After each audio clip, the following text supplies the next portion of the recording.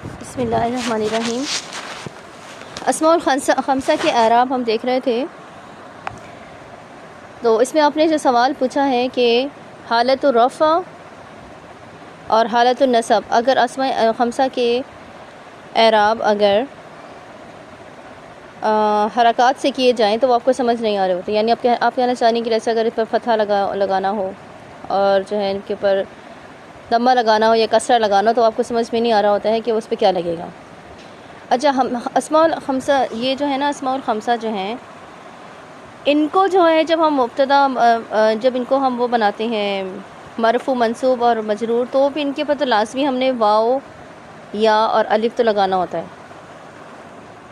ٹھیک ہے۔ لیکن اگر ہم ان کو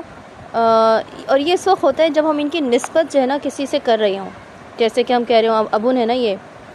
ابن یعنی والد، ابن کا مطلب ہوتا ہے باپ۔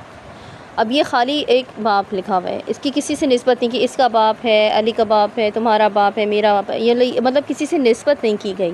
تو جب نسبت جب تک نہیں ہوگی تب تک تو اس کے اعراب ایسے ہی ہوں گے جیسے حرکات سے اعراب کرتے ہیں، زبر زیر پیش سے،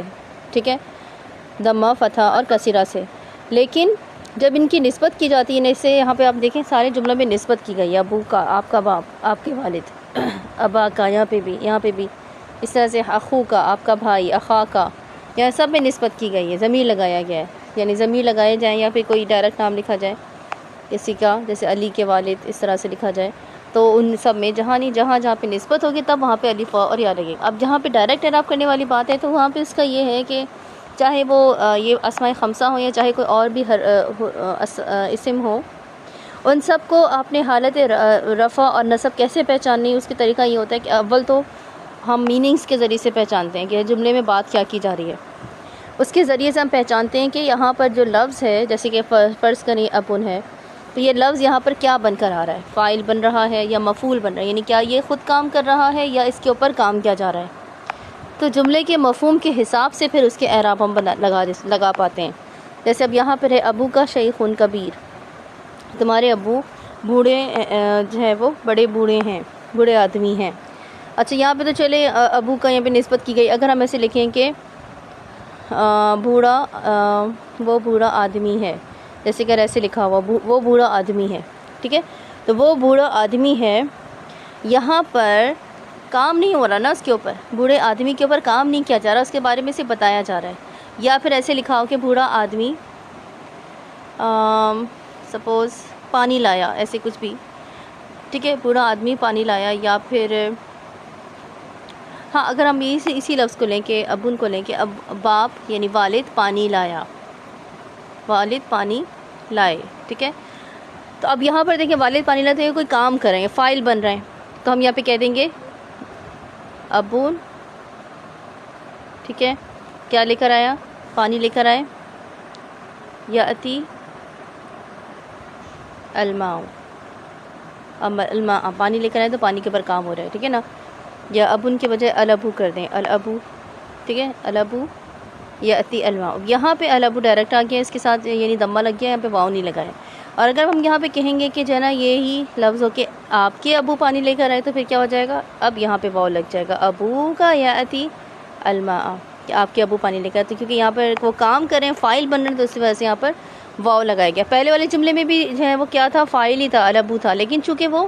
کسی کی نسبت نہیں ہو رہی تھی کہ کس کے والد ہیں، اس لیے ڈائریکٹ الابو لگ دیا گیا تھا۔ اور کیسے پتہ چلا کہ یہ ضمہ لگے گا،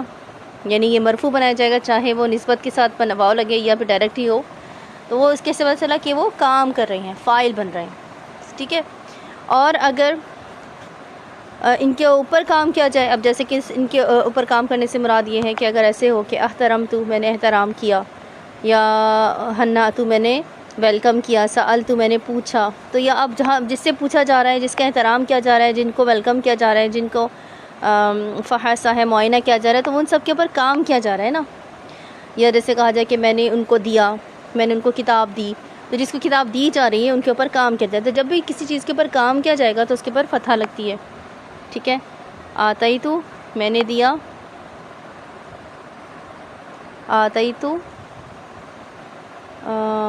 الکتاب، میں نے کتاب دی، ابا کا، آپ کے والد کو، ٹھیک ہے۔ میں نے آپ کے والد کو کتاب دی.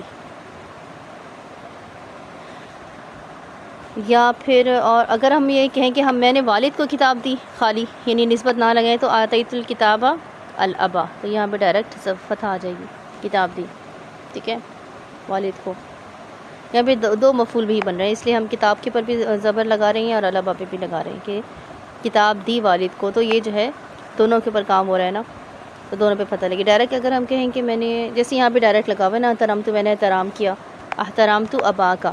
میں نے آپ کے والد کا احترام کیا. اگر ہم خالی یہ لکھیں کہ احترمت الابا، میں نے والد کا احترام کیا، یہ نہ لکھیں کہ آپ کے والد کا احترام کیا، تو ہم ڈائریکٹ احترمت لکھنے کے بعد الابا لکھ دیں گے. یعنی اب یہاں پہ فتح الف نہیں آئے گا. یہ الف جو کہ منصوبن کی علامت ہے ان 5 حروف، ان 5 اسما کی، تو اب اس میں الف نہیں آئے گا کیونکہ ہم یہاں پہ کسی سے نسبت نہیں کر رہے اس کی.